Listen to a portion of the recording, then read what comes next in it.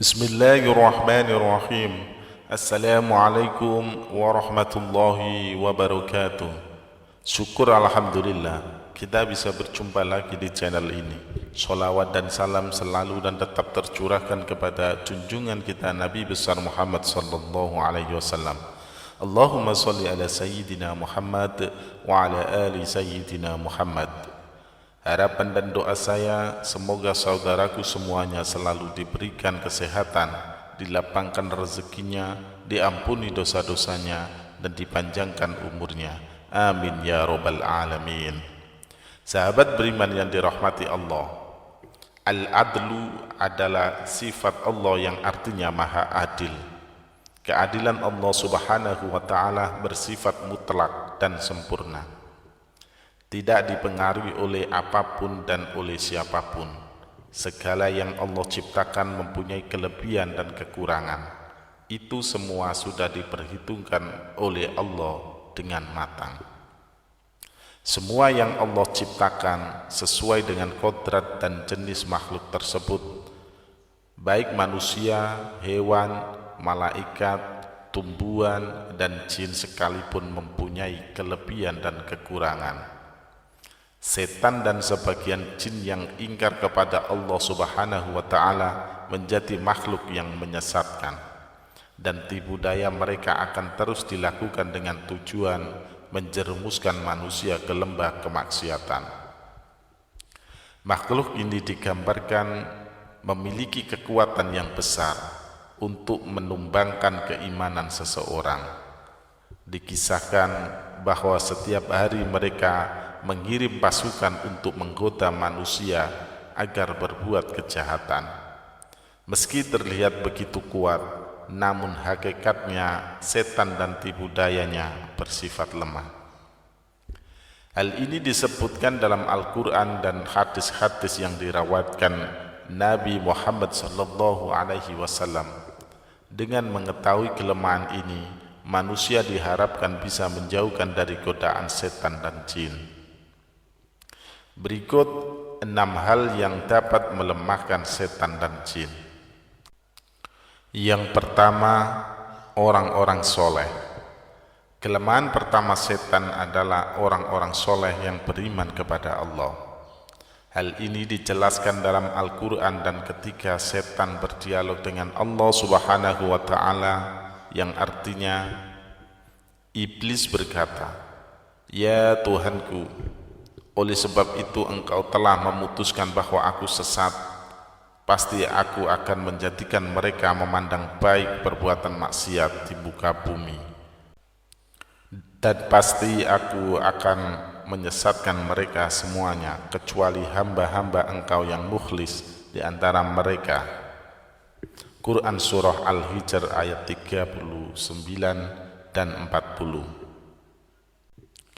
Ahli tafsir mengatakan bahwa ayat tersebut menerangkan setan itu dapat menguasai manusia karena dosa-dosa yang dilakukan. Namun ketika manusia melakukan hal-hal yang baik dan beramal soleh, maka mereka akan takut dan dengan sendirinya meninggalkan manusia. Yang kedua, keteguhan iman Umar bin Khattab. Setan dan jin juga sangat takut dengan salah satu khulafaur rasyidin, yaitu Umar bin Khattab radhiyallahu an. Di dalam sebuah riwayat dijelaskan bahwa jika setan dan jin berjalan dan harus berpapasan dengan Umar, maka mereka memilih untuk memilih jalan lain. Mereka tidak berani jika harus berhadapan muka dengan Umar bin Khattab. Hal ini disebabkan karena Umar betul-betul memegang ajaran agamanya dengan benar, serta menancapkan keimanannya dengan tangguh. Hal ini membuat setan ketakutan dan membuat mereka lari. Dalam sebuah hadis Rasulullah sallallahu alaihi wasallam bersabda kepada Umar, "Sesungguhnya setan sangat takut olehmu wahai Umar." Hadis riwayat Tirmidzi. Ternyata tidak hanya kepada Umar saja golongan ini juga takut dengan orang-orang yang beriman dan betul-betul menjaga keimanannya. Dalam Al-Bidayah wal Inayah, Ibnu Katsir telah mengutip sebuah hadis berikut ini. Sesungguhnya orang mukmin akan dapat mengalahkan setannya bagaimana salah seorang dari kalian yang dapat mengendalikan untanya ketika bepergian. Hadis riwayat Ahmad.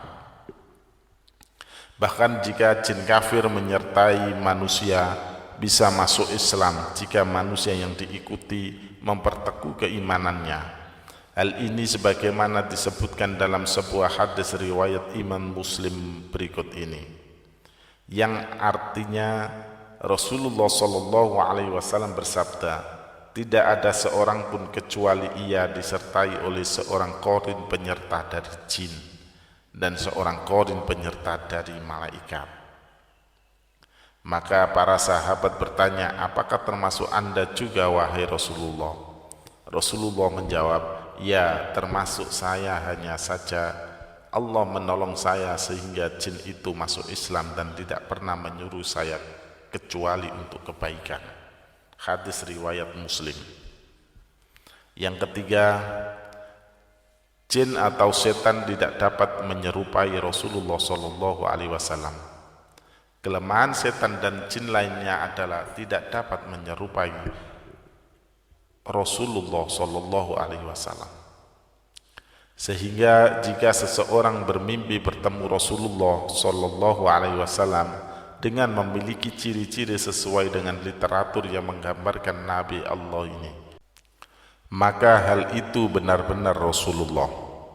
Dalam hadis sahih dikatakan, yang artinya Rasulullah SAW bersabda, barang siapa yang bermimpi melihat aku, maka dia sungguh telah melihatku, karena setan tidak dapat menyerupaiku. Hadis riwayat Muslim. Keempat, tidak bisa melewati batas langit. Setan dan jin memang tidak bergerak cepat dan terbang layaknya malaikat, namun mereka tidak akan bisa menembus batas langit tertentu yang bisa dilewati oleh malaikat. Jika dipaksa melewati batas yang ditentukan, maka mereka akan hancur dan mati. Karena itu pula jin tidak dapat mengetahui dan mencuri informasi dari langit, sehingga apa yang dibisikkan ke tukang-tukang ramal dan dukun adalah kebohongan semata. Yang kelima, pintu yang ditutup dengan menyebut nama Allah. Setan dan jin tidak bisa memasuki pintu yang ditutup dengan menyebut nama-nama Allah. Dalam sebuah hadis Rasulullah SAW bersabda, yang artinya, tutuplah pintu-pintu dan sebutlah nama Allah ketika menutupnya, karena setan tidak akan membuka pintu yang sudah terkunci dengan menyebut nama Allah. Tutup jugalah tempat air minum dan bejana-bejana kalian sambil menyebut nama Allah, meskipun kalian hanya menyimpan sesuatu di dalamnya. Dan ketika hendak tidur, matikanlah lampu-lampu kalian. Hadis riwayat Muslim. Yang keenam, jin takluk kepada Nabi Sulaiman. Di antara mukjizat Nabi Sulaiman adalah dapat menaklukkan jin dan setan, sehingga semuanya dapat bekerja atas perintahnya. Hal ini sebagaimana ditegaskan dalam Al-Quran berikut ini.